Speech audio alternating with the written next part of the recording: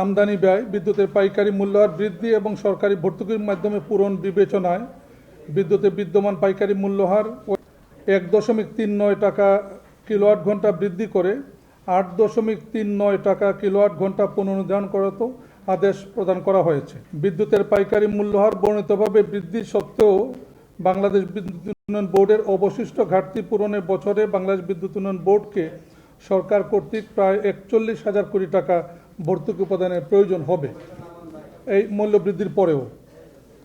Power grid Bangladesh PLC এর সঞ্চালন ব্যয় বিবেচনায় বিদ্যুতের বিদ্যমান সঞ্চালন মূল্যহার বা হুইলিং চার্জ ওয়েটেড অ্যাভারেজ 0.3135 টাকা কিলোওয়াট ঘন্টা থেকে 0.0751 টাকা কিলোওয়াট ঘন্টা বৃদ্ধি করে 0.3886 টাকা কিলোওয়াট ঘন্টা পুনর্নির্ধারণ করতে আদেশ প্রদান করা হয়েছে। অর্থাৎ 39 পয়সা হবে এটা, যেটা 31 পয়সা ছিল।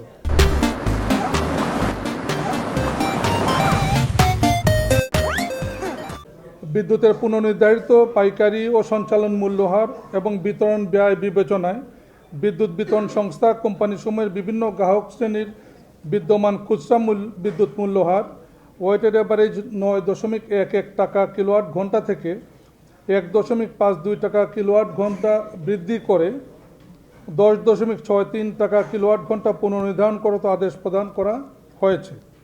বিদ্যুৎ বিতরণ সংস্থা ও কোম্পানিসমূহের বিভিন্ন গ্রাহক শ্রেণীর বিদ্যমান ডিমান্ড চার্জ ও পরিবর্তিত রাখা হয়েছে। কমিশনের এই আদেশ বিল মাস জুন 2026 থেকে কার্যকর হবে এবং পরবর্তী নির্দেশ না দেওয়া পর্যন্ত বলবৎ থাকবে। প্রথমত যেটা 2025-26 অর্থ বছরে সম্ভাব্য যে চাহিদা ভর্তুকির, এটা প্রায় 56,000 কোটি টাকা। সো এখানে যেটুকু বৃদ্ধি করা হলো বাল্কের মূল্য, এতে প্রায় 14,200 কোটি টাকা প্লাস মাইনাস এটা বৃদ্ধি পাবে আয়।